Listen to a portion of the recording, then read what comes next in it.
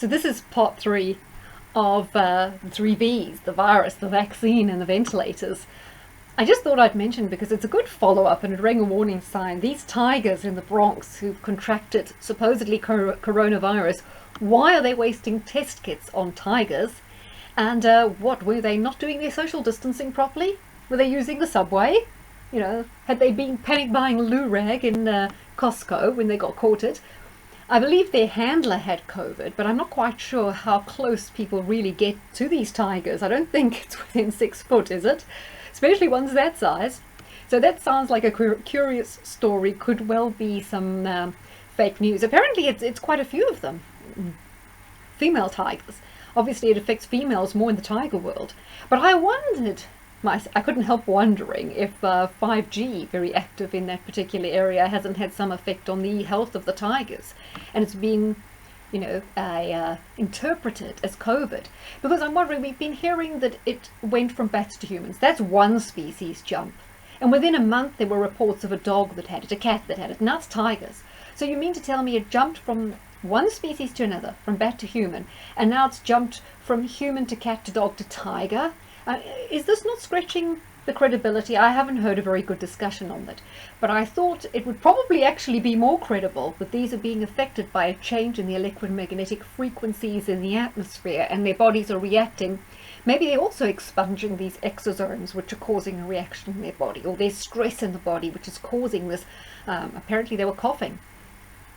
I also wonder, because I noticed, have you guys noticed the massive rollout of 5G masts? Obviously it's an essential service because that's been going on. Some of them are extraordinarily hideous and remind me of something from pictures of Chernobyl. Some are less obtrusive, but they've certainly been rolled out. And Elon Musk has gained the go-ahead to put, I think it's 46,000 stations that are going to connect with all these satellites. I mean, he's putting up satellites every day. They're flying up there, all these satellites, in order to cover every inch of the globe with 5G. So while our attention is all on this, a lot is happening with the rollout of 5G. I know they were talking on the BBC 5 Live saying, oh, people are getting hysterical. They went and burnt masts in Birmingham, Newcastle and Liverpool, I think it was, because they think it's linked to 5G. Well, I'm not quite sure people burnt those masks, because the one I saw on fire in Birmingham was burning at the top. And if someone set it alight, surely it would have burnt from the bottom up. So maybe they spontaneously combusting because they're such high wattage energy or something like that. And they're trying to blame it on arsonists who are conspiracy theorists. I mean, it's their own faulty equipment. Could well be. But we have to remember, guys, there has been no safety check on this 5G. It's being rolled out, and if you write to your council and say, please can I have the documentation of where this has been approved safe or where it's been tested rigorously, you have British standards. I'm sure in America you have whatever American standards are called. Has this passed any standards? Has it been tested?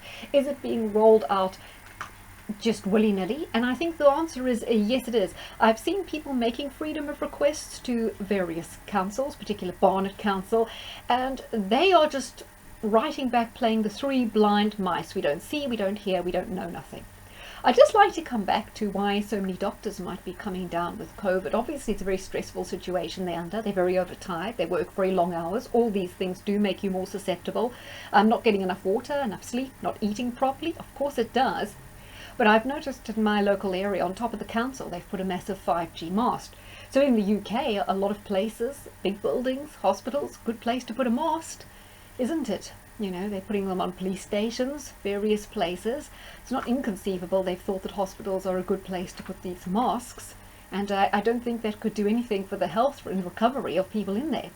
I believe someone was pointing out that cruise ships have a 5G system, and well, we know what's going on in cruise ships. We know also on the Theodore Roosevelt, a Navy ship, and various other military ships in the US, they've got big outbreaks. So again, they would definitely have 5G on board there.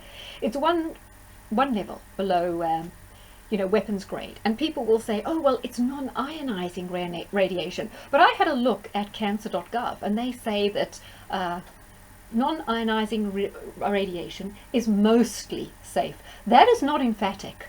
That's not a ringing endorsement of its safety. Saying something is mostly safe is a very vague statement as far as I'm concerned.